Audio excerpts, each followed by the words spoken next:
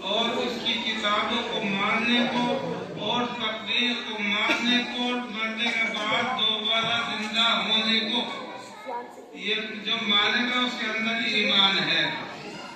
اللہ کو مانتے ہیں ہم، کس کو مانتے ہیں؟ اللہ کو مانتے ہیں لیکن اللہ کی نہیں مانتے۔ اللہ کو مانتے ہیں، اللہ کی نہیں مانتے۔ نبی کو مانتے ہیں، نبی کی نہیں مانتے۔ قرآن کو اللہ کی کتاب مانتے ہیں لیکن قرآن کی نہیں مانتے۔ اسی طریقے سے ہم استاد کو اپنا استاد مانتے ہیں لیکن استاد کی نہیں مانتے۔ اگر ایمانداری سے بتاؤ تم گھر والی کو اپنی گھر والی مانتے ہو اور گھر والی کی نہ مانو تو گھر کیا ہو جائے گا بھائی؟ کیا ہو جائے گا؟ دوزخ میں جانے کی ضرورت نہیں، دوزخ گھر بن جائے گا۔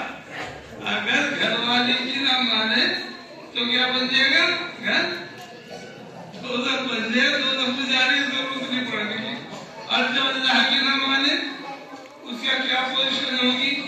اور جو نبی کی نہ مانے کیا پوزیشن ایمان رہے گا؟ آج ہم اللہ کو مانتے ہیں، اللہ کی نہیں مانتے۔ نبی کو اپنا مانتے ہیں لیکن نبی کے طریقے سے ہمیں نفرت ہے۔ نبی کا طریقہ جو ہے ہم اختیار نہیں کرنا چاہتے، اپنے بچوں کی زندگی میں نہیں جانا چاہتے۔ حالانکہ ہمارے کابرین جماعتوں کی لہر سے، مدارس کی لہر سے، خانقاہوں کی لہر سے یہ چاہے کہ 100% ہمارے اندر نبی کا طریقہ آ جائے۔ بڑی جدوجہد کرے۔ یہ جو تبلیغ ہے، تبلیغ جماعتیں کوچے میں، گلیوں میں، شہر اور قریہ گھومتی پھر رہی ہے۔ اس کا مقصد یہ ہے کہ نبی کا طریقہ آ جائے۔ کیا آ جائے بھائی؟ نبی کے طریقے پر کھانے والے بن جائے، نبی کے طریقے پر خوشی منانے والے بن جائے، نبی کے طریقے پر جو ہے شادی کرنے والے بن جائے، نبی کے طریقے پر عبادت کرنے والے بن جائے۔ ان سبوں کا مقصد یہ ہے کہ ہم نبی کا طریقہ اختیار کریں تو انشاءاللہ کریں گے اور اس کی جدوجہد کریں گے۔ اور اس کا شکر یہ ہے کہ جب کوئی نعمت ملے، شکر یہ ہے کہ اللہ سے دعا کرے کہ اللہ اس نعمت کو برقرار رکھ اور نعمتیں بڑھے گی۔ اگر اللہ نے آپ کو جو ہے مال دیا تو اسے غلط جگہ خرچ نہ کرے بلکہ اچھی جگہ خرچ کرے تو انشاءاللہ مال بڑھے گا۔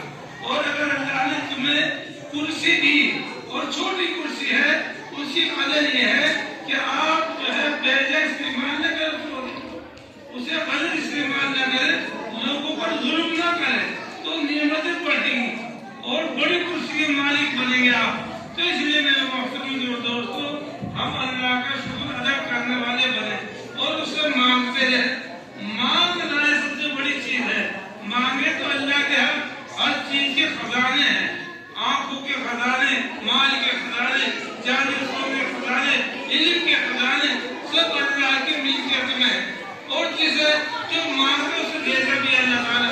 تو مانگے اللہ سے بھائی سلوشن پڑھ لے گا پھر اللہم صلی علی محمد کما صلیت علی ابراہیم وعلی آل ابراہیم انک حمید مجید۔ اللہم بارک علی محمد وعلی آل محمد کما بارکت علی ابراہیم وعلی آل ابراہیم انک حمید مجید۔ ربنا آتنا فی الدنیا حسنہ وفي الآخرة حسنة وقنا عذاب النار وأدخلنا الجنة مع الأبرار يا عزيز يا غفار يا عزيز يا غفار يا رب العالمين يا رب العالمين۔